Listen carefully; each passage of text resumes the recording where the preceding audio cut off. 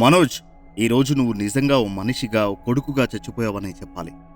ఒక తండ్రి నోటి నుండి ఎలాంటి మాటలు రాకూడదో, ఎలాంటి మాటలు అనడానికి కన్న తల్లిదండ్రులు ఇష్టపడరో అలాంటి మాటలు ఈరోజు మోహన్ బాబు నోటి నుండి వచ్చాయి. దానికి కారణం నువ్వు, నీ అసహ్యమైన ప్రవర్తన. పాపం, నువ్వు ఎన్ని బాధలు, ఇబ్బందులు పెడితే నీ కన్న తండ్రి నోటి నుండి ఆ మాటలు వచ్చుంటాయి. ఒక్కసారైనా ఆలోచించావా?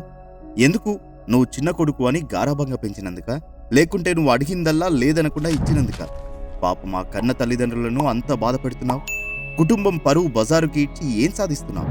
నువ్వు చేసిన పనుల వల్ల ఈరోజు మీ అమ్మ, నాన్న ఈరోజు హాస్పిటల్ బెడ్ మీద ఉండాల్సిన పరిస్థితి వచ్చింది.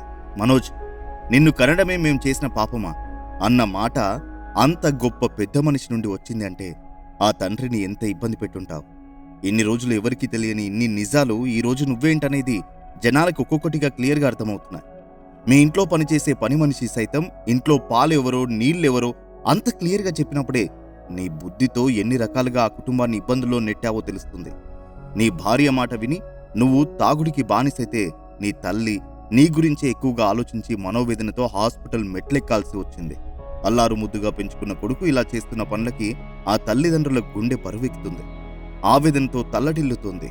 ఆఖరికి నీ భార్య కూడా నోటికొచ్చినట్టు నీ తండ్రి మీద లేనిపోని అభాండాలు వేస్తూ మాట్లాడుతూ ఉంటే నీకు కొంచెం కూడా సిగ్గుగా అనిపించట్లేదా? మనోజ్, ఎందుకు ఇవన్నీ? ఒక్కసారైనా నీ అంతరాత్మని ప్రశ్నించుకున్నావా?